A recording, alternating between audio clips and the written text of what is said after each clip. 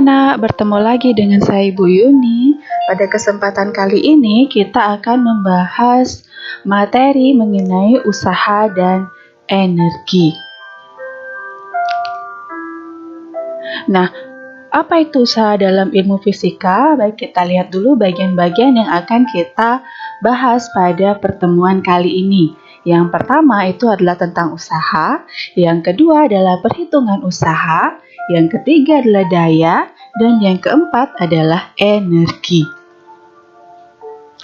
Usaha.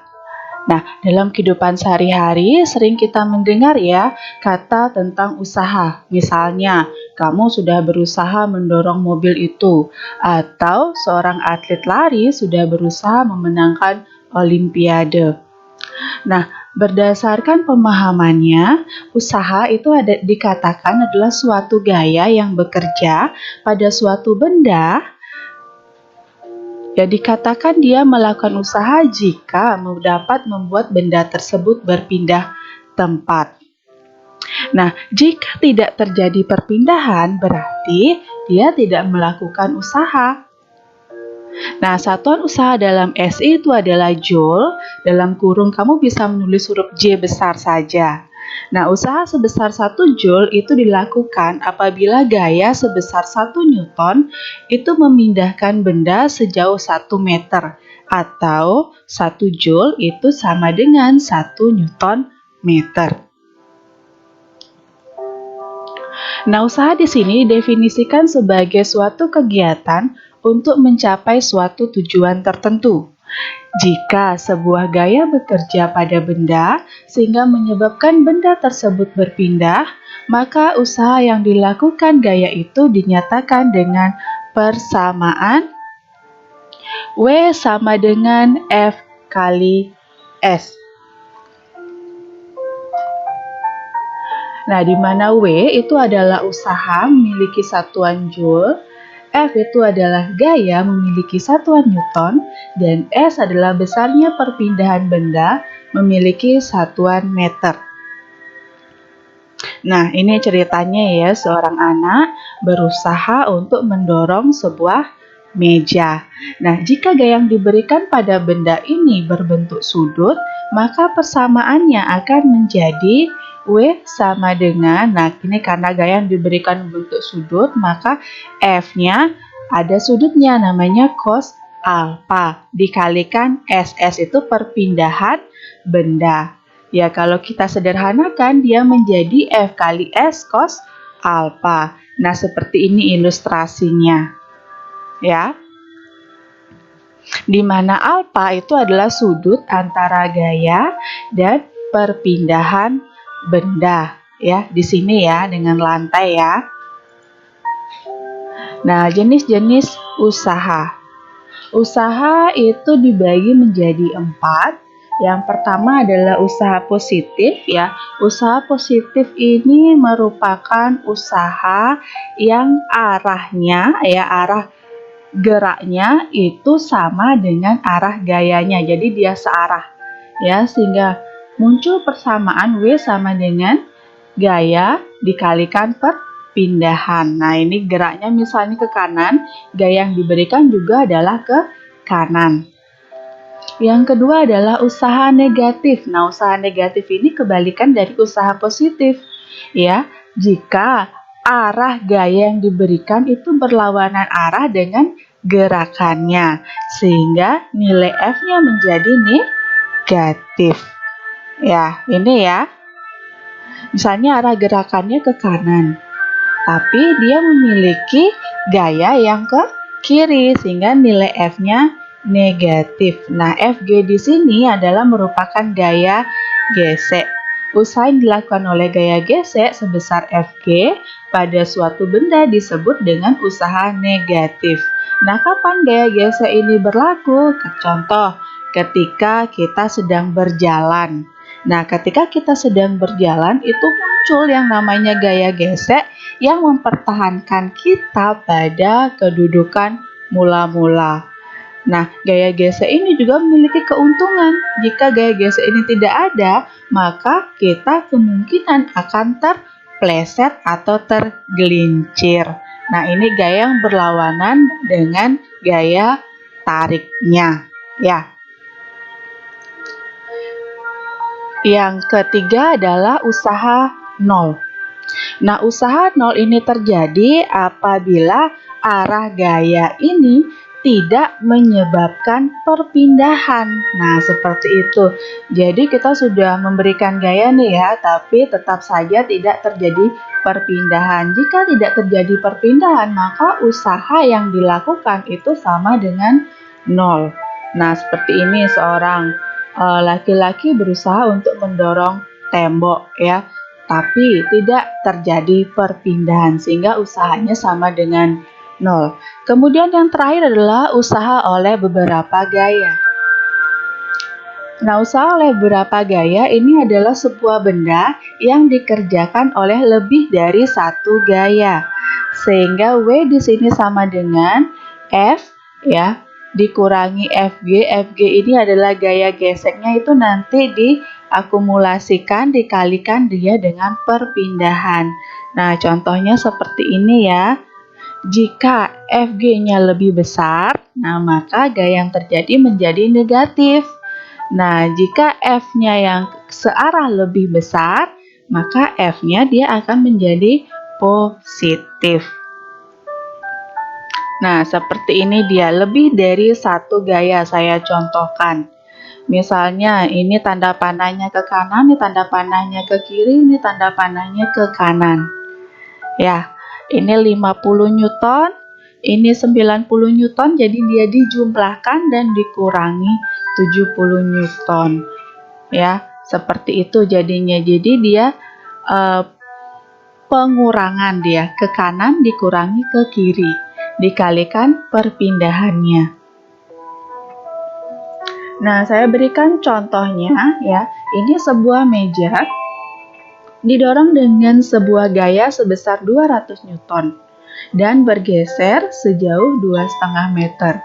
Berapakah usaha yang dilakukan? Nah, ini ya, seorang anak ini mendorong sebuah meja. Nah, kita akumulasikan dulu pertanyaannya, kita pencari informasinya, kita gali informasi apa saja yang ada pada soal. Ya, misal yang diketahui adalah F gaya sebesar 200 Newton. Kita tulis di sini 200 Newton. Kemudian S-nya adalah 2,5 meter, kita tulis 2,5 meter. Ditanya adalah usaha dalam satuan Joule tentu saja. Nah, dijawab, kita munculkan kepersamaannya. F sama dengan, karena arah gayanya searah dengan arah perpindahan, maka di sini nilainya positif. W sama dengan F dikalikan S, di mana W sama dengan 200 Newton didapat dari sini ya. Lihat diketahuinya, dikalikan S perpindahannya diganti dengan 2,5 meter. Ya, sehingga usahanya menjadi 500 Newton meter. Nah, 500 Newton meter ini sama dengan 500 Joule. Nah, sampai di sini dapat dipahami ya anak-anak? Yang ketiga ini adalah mengenai daya. Nah, daya itu merupakan besarnya usaha yang dilakukan gaya dalam satu satuan waktu. Nah, usaha selalu muncul apabila terjadi perubahan bentuk energi. Nah, di sini saya searching ya di Google, ternyata ada seseorang yang bernama Gaya, ya Daya. Nah, ini namaku juga Daya. Ya, intermezzo saja. Oke, daya juga dapat diartikan sebagai perubahan energi dari suatu bentuk ke bentuk yang lain dan dapat dinyatakan sebagai, nah ini lambang daya adalah P, W itu tadi lambang usaha, jadi daya itu adalah merupakan usaha dibagikan waktu, ya, atau ya ini usaha tadi adalah F kali S per T. Nah, keterangan P daya dengan satuan Joule per sekon atau ya watt. Ya, W sama dengan usaha dengan satuan Joule, F adalah gaya dengan satuan Newton, S adalah besarnya perpindahan benda dengan satuan meter, kemudian T adalah waktu ya dengan satuan S. Satuan daya lainnya, nah ini ya, selain Joule per sekon atau Watt, daya juga memiliki satuan horsepower. Nah mungkin ini yang senang motor atau mobil ya, itu seringkali mendengar kecepatan dalam satuan horsepower. Horsepower itu artinya daya kuda, di mana 1 horsepower itu adalah 746 watt. Ya, dan 1 kilowatt atau kW ini sama dengan 1000 watt. Nah, usaha dapat juga dinyatakan dalam satuan kilowatt hour, di mana 1 kilowatt hour itu adalah sama dengan 1000 watt jam. Ya, dan sama dengan 3,6 kali 10 pangkat 6 joule sekon. Nah, di mana kita sering mendengar kilowatt hour, kilo-H, ya, kWh.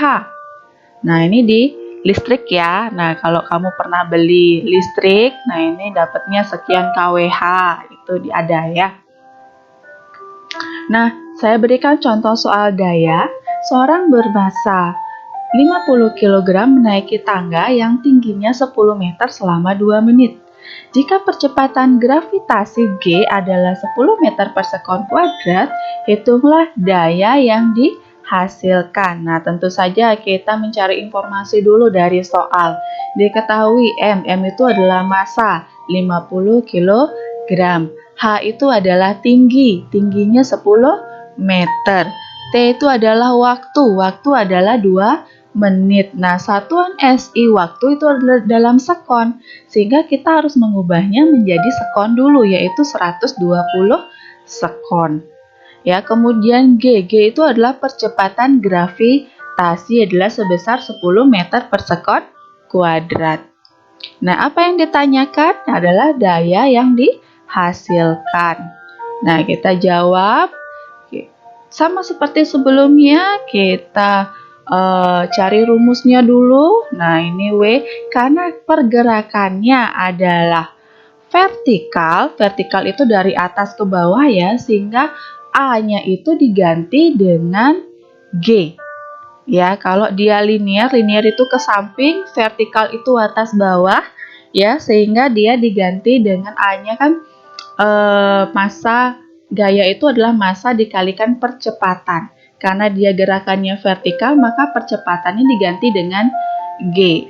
Begitu juga dengan S, karena perpindahannya juga vertikal, sehingga dia diganti dengan H atau ketinggian. Nah, di sini W sama dengan M-nya adalah 50, kita ganti dengan 50, G-nya adalah 10, kita ganti dengan 10, dan H-nya itu adalah 10. Jadi total usahanya adalah 5000 joule. Nah, di sini yang ditanyakan adalah daya ya, bukan usaha. Jadi ini belum selesai. Nah, maka hasil daya yang diperoleh saat naik tangga adalah ya P di sini adalah usaha per waktu, usahanya sebesar 5000. Ya, waktunya sebesar 120 Newton, sehingga ketika dibagi itu hasilnya menjadi 41,7 Joule per sekon. Nah, sampai di sini sudah jelas ya anak-anak? Oke, terima kasih. Nah, kita lanjutkan kembali materi selanjutnya, itu adalah mengenai energi. Ya, energi adalah kemampuan untuk melakukan suatu usaha. Nah, suatu benda dikatakan memiliki energi apabila benda tersebut dapat menghasilkan gaya yang bisa melakukan kerja. Nah, bentuk-bentuk energi dalam mekanika yang pertama adalah energi kinetik. Nah, energi kinetik timbul karena suatu benda itu bergerak. Jadi setiap benda yang bergerak pasti memiliki energi kinetik. Ya, persamaan dari energi kinetik adalah EK. Ini EK-nya adalah lambang dari energi kinetik sama dengan setengah kali M kali V kuadrat. Nah, di mana EK adalah energi kinetik dengan satuan Joule, kemudian M adalah massa benda dengan satuan kilogram, dan V adalah kecepatan benda dalam satuan meter per sekon. Ingat, energi kinetik itu terjadi pada setiap benda yang bergerak. gerak. Kalau bendanya diam berarti tidak memiliki energi kinetik. Pinter. Oke, yang selanjutnya adalah energi potensial. Nah, energi potensial ini timbul atau muncul karena letaknya yang tinggi. Sehingga persamaan dari energi potensial itu adalah EP sama dengan M kali G kali H. Ya, jadi kalau ada suatu benda yang letaknya tinggi, itu dia memiliki yang namanya energi potensial. Ya, di mana M adalah massa benda dalam satuan kilogram, G adalah percepatan gravitasi dalam satuan meter per sekon kuadrat, dan H adalah tinggi benda dalam satuan meter. Nah, hubungan energi potensial dan energi kinetik. Oke, di sini akan saya jelaskan. Nah, saat benda berada di atas, ya, bola yang dipegang oleh anak perempuan tersebut memiliki energi potensial karena posisinya dan tidak memiliki energi kinetik karena dia diam. Tetapi ketika bola tersebut jatuh atau telah dijatuhkan oleh si anak perempuan, energi potensialnya akan berkurang karena posisinya telah berubah dari dasar. Ya, sementara energi kinetiknya menjadi meningkat karena kecepatannya itu semakin ke bawah, dia semakin cepat. Alasannya apa, yuk? Iya, karena ditarik oleh percepatan gravitasi bumi. Nah, saya berikan contoh soal. Yang pertama adalah mengenai contoh soal energi kinetik. Ya, di sini sebuah truk yang di sana dinyatakan mempunyai massa sebesar 1000 kg. Melaju dengan kecepatan 60 meter per sekon. Berapa besar energi kinetiknya? Ya, seperti biasa kita gali informasi dulu dari soal, yaitu kita cari M-nya berapa? 1000 kg. V-nya 60 meter per sekon. Ditanya energi kinetik. Nah, dijawab, masukkan rumusnya atau persamaannya dulu, di mana EK sama dengan setengah mv kuadrat. Ya, jadi EK sama dengan setengah, M-nya diganti dengan angka 1000, kemudian V-nya diganti dengan angka 60, kuadrat jangan lupa, sehingga menjadi EK-nya sama dengan setengah kali, ya, 3.600.000 atau sama dengan 1.800.000 Joule. Jadi truk tersebut memiliki energi kinetik sebesar 1.800.000 Joule. Yang kedua di sini adalah mengenai contoh soal energi potensial. Suatu benda dengan ketinggian 5 meter mempunyai massa 20 kg. Apabila percepatan gravitasinya adalah 10 meter per sekon kuadrat, maka hitunglah energi potensial tersebut. Ya, pertama-tama tetap kita menggali informasi pada soal. Apa yang diketahui pada soal? Massa 20 kg, tinggi 5 meter, percepatan gravitasi 10 meter per sekon kuadrat. Yang ditanyakan adalah energi potensialnya. Dijawab, masukkan persamaan energi potensial, diganti hurufnya dengan angka. M-nya diganti menjadi 20, G-nya diganti menjadi 10, dan H-nya diganti menjadi 5. Sehingga energi potensialnya total menjadi 1000 Joule. Sudah paham ya mengenai energi kinetik dan energi potensial? Ya, kalau sudah paham, saya akan melanjutkan ke materi selanjutnya, yaitu energi mekanik. Ya, nah di sini energi mekanik itu merupakan penjumlahan dari energi potensial dan energi kinetik yang dimiliki oleh suatu benda, atau bisa disebut dengan gabungan dari energi potensial dan energi kinetik, atau disebut juga dengan energi total. Besarnya energi mekanik suatu benda selalu tetap, sedangkan energi kinetik dan energi potensialnya bisa berubah-ubah, ya, tergantung dengan posisi dan kedudukannya masing-masing. Nah, saya contohkan seperti gambar ini. Ya, ini gambar 1. gambar 2, dan gambar 3. Nah, gambar di samping itu menjelaskan ketika benda jatuh, ya, benda akan mengalami perubahan energi kinetik dan energi potensial gravitasi. Saat bola berada pada ketinggian H1, ya, di sini gambar 1, energi potensial gravitasinya adalah EP1 dan energi kinetiknya adalah EK1 di sini. Sedangkan saat benda mencapai ketinggian H2, ya, maka energi potensialnya menjadi EP2 dan energi kinetiknya itu adalah EK2. Di mana dari kedua persamaan ini tetap dia akan menghasilkan nilai dan energi mekanik yang sama. Nah, sehingga persamaannya dapat ditulis seperti berikut, di mana W itu sama dengan delta EK sama dengan delta EP. Ya, ini kedudukan akhir dikurangi kedudukan awal, energi kinetiknya sama dengan energi potensial di kedudukan awal dikurangi energi potensial di kedudukan akhir. Sehingga di sini kita cari yang awal kumpulkan dengan yang awal, akhir kita kumpulkan dengan yang akhir.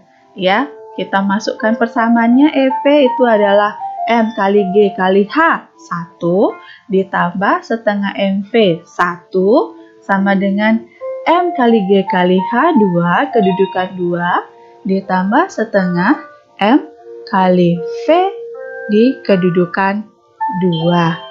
Atau, nah, nilai energi mekanik itu sama dengan EP ditambah EK itu adalah tetap. Nah, hal ini disebut dia dengan hukum kekekalan energi. Nah, bunyi dari hukum kekekalan energi tersebut adalah energi tidak bisa diciptakan dan juga tidak bisa dimusnahkan, namun bisa dirubah menjadi bentuk energi lainnya. Jumlah energi mula-mula adalah sama dengan jumlah energi setelah terjadi perubahan energi, sehingga rumus yang dapat digunakan adalah sebesar EP1 ditambah EK1 sama dengan EP2 ditambah EK2. Konversi energi. Ya, konversi energi itu merupakan perubahan bentuk energi dari satu bentuk energi ke bentuk energi lainnya. Contoh, kipas angin. Ini merubah energi listrik menjadi energi gerak. Kompor, energi kimia menjadi energi panas. Lampu, yaitu energi listrik menjadi energi cahaya. Manusia yang sedang beraktivitas, ya, orang sedang beraktivitas, dia merubah energi kimia menjadi energi gerak. Nah, selanjutnya adalah alat yang digunakan untuk merubah energi. Yang pertama ada namanya generator atau dinamo. Adalah merubah energi gerak menjadi energi listrik. Yang kedua adalah senter, ini merubah energi kimia menjadi energi cahaya. Ada juga mesin uap, yaitu merubah energi panas menjadi energi kinetik. Ada juga aki merubah energi kimia menjadi energi listrik. Kemudian ada sel surya, ya, merubah energi matahari menjadi energi listrik. Nah, sumber energi itu dibagi menjadi dua, ada yang dapat diperbarui dan ada yang tidak dapat diperbarui. Nah, sumber energi yang dapat diperbarui dia tidak akan habis, ya, jika dikelola dengan baik, misal air. Sumber energi yang tidak dapat diperbarui adalah yang memiliki jumlah terbatas.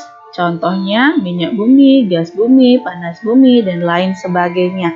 Dia memerlukan waktu yang sangat lama untuk dapat dimunculkan kembali. Sehingga dia termasuk ke energi yang tidak dapat diperbarui. Nah, kita lanjutkan ke soal. Supaya kalian lebih memahami, coba kalian perhatikan soal berikut. Ya, sebuah benda memiliki massa 500 gram, hendak dijatuhkan dari ketinggian 2 meter. Tentukanlah besar energi mekanik pada saat benda dijatuhkan. Nah, kita berikan jawaban di sini. Tentu saja kita menggali dulu informasi yang terdapat pada soal. Nah, M sama dengan 500 gram sama dengan 0,5 kilogram. H ketinggiannya adalah 2 meter, G-nya adalah 10 meter per sekon kuadrat. Yang ditanyakan adalah energi mekanik. Nah, seperti biasa, karena hanya menjelaskan ya, di sini pada soal ya, karena hanya menjelaskan tentang benda yang hendak dijatuhkan dari ketinggian tertentu, berarti benda tersebut belum jatuh. Nah, kalau benda tersebut belum jatuh, berarti dia masih diam. Ketika benda diam, nilai V atau kecepatan adalah sama dengan 0. Jika kecepatannya 0, maka energi kinetiknya juga sama dengan 0. Nah, sehingga di sini energi mekanik itu sama dengan hanya energi potensial saja. Ya, kita klasifikasikan di mana EP itu sama dengan M kali G kali H. EP sama dengan 0,5 kg ya M-nya, G-nya 10 meter per sekon kuadrat dan H-nya 2 meter. Ya, sehingga energi potensialnya itu menjadi 10 kg meter kuadrat per sekon kuadrat atau sama dengan joule. Ya, jadi pada saat benda hendak dijatuhkan, dia mengalami energi mekanik yang sama besar dengan energi potensial yaitu 10 joule. Nah, hubungan antara energi dan usaha. Nah, usaha atau kerja adalah besarnya energi yang diberikan gaya pada benda atau objek yang mengalami perpindahan. Ketika gaya melakukan usaha pada sebuah benda, maka akan terjadi perubahan energi pada benda tersebut. Usaha yang dilakukan pada sebuah benda yang bergerak horizontal menyebabkan perubahan energi kinetik, ya, atau usaha yang dilakukan oleh sebuah benda yang bergerak vertikal, dia menyebabkan perubahan energi potensial. Ya, secara matematis dapat dituliskan dalam persamaan berikut, di mana W ya persamaan umumnya adalah F kali S.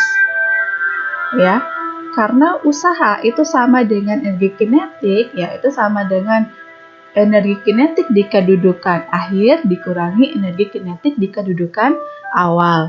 Sehingga di sini dapat dikatakan bahwa W itu sama dengan penjumlahan ya atau delta dari EK.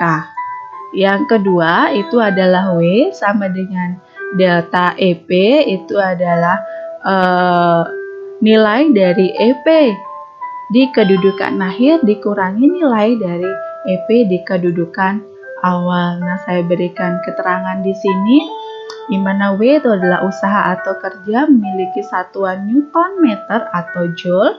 Kemudian delta EK perubahan energi kinetik satuannya Joule. EK1 energi kinetik awal ya satuannya Joule. EK2 energi kinetik akhir satuannya Joule. Delta EP perubahan energi potensial satuannya Joule. EP1 energi potensial awal satuannya Joule dan EP2 energi potensial akhir satuannya Joule. Nah, saya berikan di sini contoh soal agar kamu lebih memahami mengenai hubungan antara usaha dengan energi.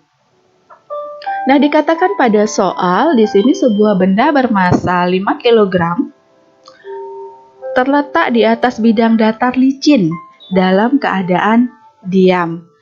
Ya, jadi kalau licin dia tidak terjadi gesekan ya, sehingga tapi dia dalam keadaan diam. Benda tersebut kemudian mengalami percepatan sebesar 2 meter per sekon kuadrat selama 2 detik dan selanjutnya bergerak dengan kecepatan konstan selama 4 detik. Tentukan besar usaha yang dilakukan benda selama gerak tersebut. Nah, jawab. Yang pertama, tetap kita mencari informasi dari soal tersebut. Ya. di mana nilai M itu adalah sebesar 5 kg, kemudian melakukan percepatan sebesar 2 meter per sekon selama 2 sekon, kemudian setelah 2 sekon dia mengalami kecepatan konstan selama 4 sekon. Jadi di sini dia memiliki dua kondisi, ya. Pertama, dari keadaan diam, dia dipercepat 2 meter per sekon selama 2 sekon, kemudian setelah 2 sekon kecepatannya konstan. Kalau kecepatannya konstan berarti dia tidak memiliki percepatan atau percepatannya sama dengan 0. Oke, kita kondisikan, kita pahami dulu dia di kondisi pertama. Nah, karena benda itu dia mengalami percepatan dari diam dipercepat ya selama 2 sekon, maka ya nilai V-nya itu adalah sama dengan V awal ditambah percepatan dikalikan waktu awal. Nah, di sini kecepatannya ya kecepatan awalnya karena dia mula-mula diam sehingga kecepatan awalnya adalah 0. Percepatannya dia adalah 2 meter per sekon kuadrat dalam waktu 2 sekon. Sehingga nilai V akhirnya atau kecepatan akhirnya dia adalah sama dengan 4 meter per sekon.